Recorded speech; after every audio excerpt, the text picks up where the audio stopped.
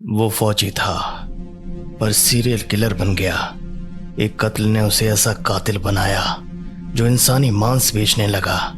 इंसानी मांस को भी बर्गर में डालकर वो खासकर लड़कियों के मांस को बेचता रहा। किसी को शक भी नहीं हुआ, लेकिन एक दिन उसकी असलियत आखिरकार सामने आ गई। गर्लफ्रेंड की बेवफाई ने कैसे एक फौजी को बना दिया सीरियल किलर।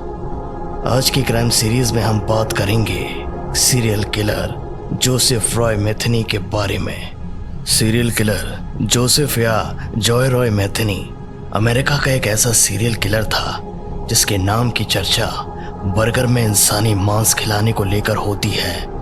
13 से ज़्यादा मर्डर करने के बाद जब ये पुलिस की गिरफ्त में आया तब उसकी असलियत सबके सामने आई। पुलिस के सामने उसने एक स्टेटमेंट दिया था। उस स्टेटमेंट में कहा था, अगर किसी सड़क से गुजर रहे हो और रास्ते में कहीं कोई बारबेक्यू मिल जाए जिसे आप ना जानते हो कि वो कौन है, क्या बेचता है और कैसा बेचता है, तो सोच समझ कर ही खाएं, क्योंकि क्या पता कि आप उस बर्गर में इंसानी मीट खा रहे हों। असल में जोसेफ मैथनी ने ये बात इसलिए कही थी क्योंकि वो खुद बर्गर में इंसानी मीट बेचता था। ये लोगों को इतना पसंद आया था कि उसकी बिक्री भी बढ़ गई थी। लेकिन कभी भी लोगों को इस बात की भनक नहीं लगी कि जिसे वो किसी जानवर का मीट समझकर नॉनवेज बर्गर खा रहे हैं, असल में उसमें इंसानी जिस्म का मीट है। बर्गर में इंसानी मीट डालकर बेचने वाला सीरियल किलर जोसेफ रॉय मैथनी की जिंदगी की शुरुआत होती है अमेरिका की बाल्टीमोर शहर से। इसका जन्म 2 मार्च 1955 में हुआ था। बचपन से ही पढ़ाई में इंटेलिजेंट था, पर पिता हमेशा नशे में रहते थे। कहते हैं कि उसके पिता की मौत तभी हो गई थी जब मैथनी की उम्र 6 साल के आसपास थी। इसके बाद उसकी माँ से भी नहीं बनती थी, लेकिन उसने पढ़ाई जारी रखी। बचपन से शरीर और कद काठी से काफ़ी लंबा चौड़ा था।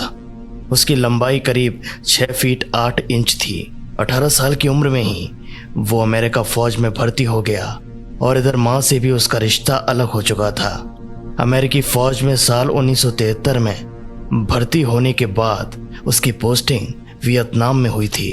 वियतनाम में रहने के दौरान ही उसका फौज से मन ऊब गया, इसलिए जब कुछ साल बाद वो वापस अमेरिका आया तो फौज में कभी वापस नहीं लौटा। वो नशे में धुत रहने लगा, ड्रग एडिक्ट हो गया। ड्रग्स लेने के दौरान ही उसकी मुलाकात एक लड़की से हुई। वो लड़की सेक्स वर्कर भी रह चुकी थी। दोनों साथ में रहने लगे थे। मैथनी घर का खर्चा चलाने के लिए ट्रक चलाता था। इस तरह मैथनी अपनी गर्लफ्रेंड के साथ रहने लगा। कोई पूछता कि उसके परिवार में कौन कौन है, तब बताता था कि माँ और पिता दोनों की मौत हो चुकी है। इस तरह समय बीतता गया और उसका एक बेटा भी हुआ। अब बात साल 1993 की है, जब ट्रक लेकर मैथनी कई दिनों के लिए बाहर गया था। जब घर लौटा तो देखा कि गर्लफ्रेंड और बेटा दोनों लापता हैं। दोनों की उसने काफ़ी तलाश की, लेकिन कोई सुराग नहीं मिला। अब वो ड्रग्स लेने वालों से पता किया तो जानकारी मिली कि वो बच्चे को लेकर किसी और के साथ कहीं जा चुकी है। मैथनी को लगता था कि उसके बच्चे को भी गर्लफ्रेंड गलत लोगों तक पहुंचा देगी, इसीलिए वो उनकी तलाश में उस हर शख्स से पूछताछ करने लगा जो उसकी गर्लफ्रेंड को जानते थे। इसी दौरान 1994 में एक नदी पुल के किनारे 2 लोगों से मिला जो उसकी गर्लफ्रेंड को जानते थे, लेकिन उन दोनों से गर्लफ्रेंड के बारे में कोई जानकारी नहीं मिल पाई। इसी गुस्से में 150 किलो से ज़्यादा वजन वाले मैथनी ने हथौड़े से मार मार कर दोनों की हत्या कर दी। हत्या करने के बाद दोनों के शव को वहीं नदी के पास फेंक दिया, लेकिन इस पूरी वारदात को वहां मौजूद एक मछुआरे ने देख लिया, इसलिए मैथनी ने उसकी भी हत्या कर दी और उसके शव को भी नदी में काफ़ी दूर फेंक आया। वहीं पर कत्ल में प्रयोग हथौड़े को भी उसने फेंक दिया। 2 व्यक्तियों के गायब होने की जानकारी मिलने के बाद पुलिस ने छानबीन शुरू की तो मैथनी का पता चला। पुलिस ने उसे दबोच भी लिया, लेकिन कत्ल में इस्तेमाल हथियार नहीं मिला और ना ही जिस मछुआरे की हत्या की थी उसकी लाश मिली। मैथनी पर सिर्फ 2 लोगों की हत्या का केस चला, लेकिन उसमें भी कोई सबूत नहीं मिला। इसीलिए कुछ महीने बाद ही वो जेल से छूट गया अब भले ही जेल से मैथिनी छूट गया था, लेकिन उसका गुस्सा और बढ़ गया। साथ ही उसे ये भी पता चल गया कि अगर जिसकी हत्या की जाए उसकी लाश ना मिले और हत्या करने वाला हथियार ना मिले तो कातिल का पता भी नहीं लगाया जा सकता। इसीलिए वो शातिर किलर बन गया और उसके निशाने पर वो सब लोग थे जो उसका साथ छोड़ चुके उसकी गर्लफ्रेंड की पहचान में थे या उसके पीछे से जुड़े थे। मसलन उसके साथ ड्रग्स लेने वालों से लेकर सेक्स वर्कर तक। मीडिया रिपोर्ट बताती हैं कि जोसेफ रॉय मैथिनी को लगता था कि उसकी गर्लफ्रेंड की गलत हरकतों की वजह से उसका बेटा भी उससे दूर हो गया। बेटे के बारे में सोचकर वो उन सभी लोगों को मारना चाहता था।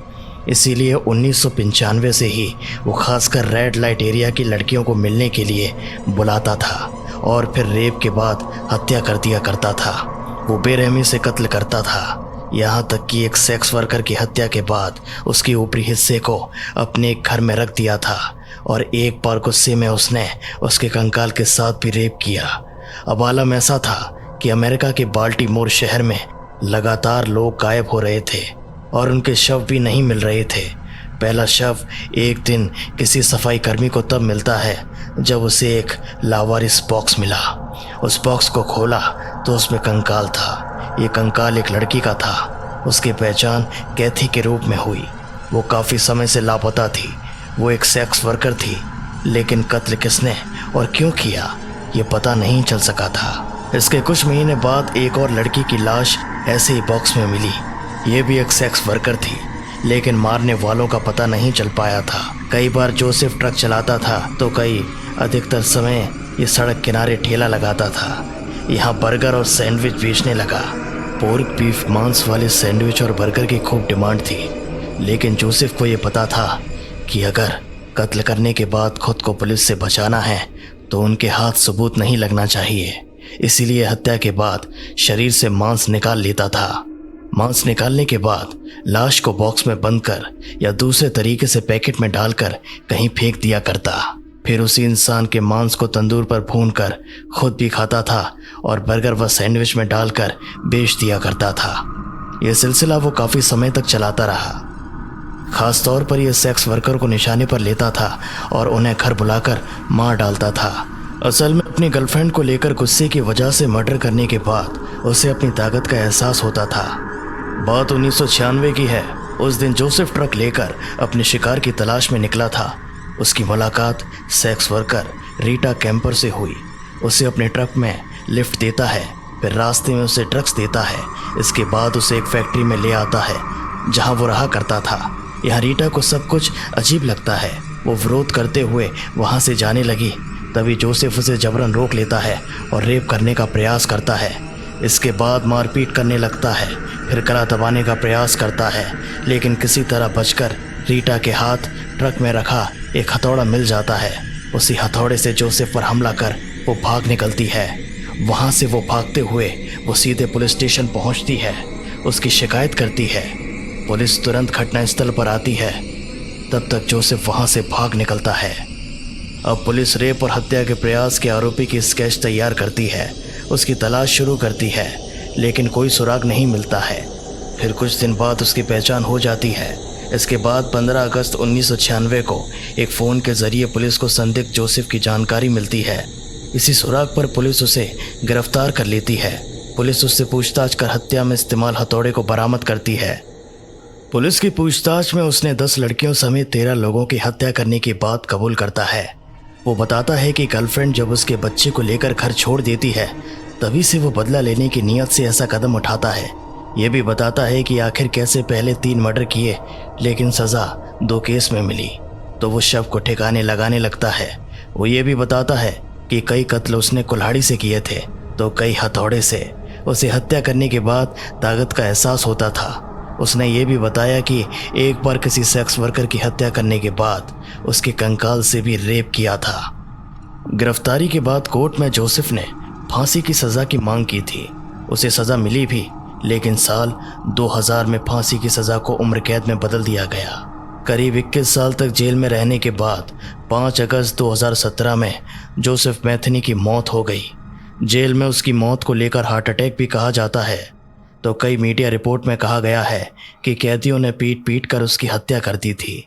लेकिन सच यही है कि बाल्टीमोर में खौफ का दूसरा नाम बन चुके इस सीरियल किलर का आखिरकार अंत भी रहस्यमय तरीके से हुआ।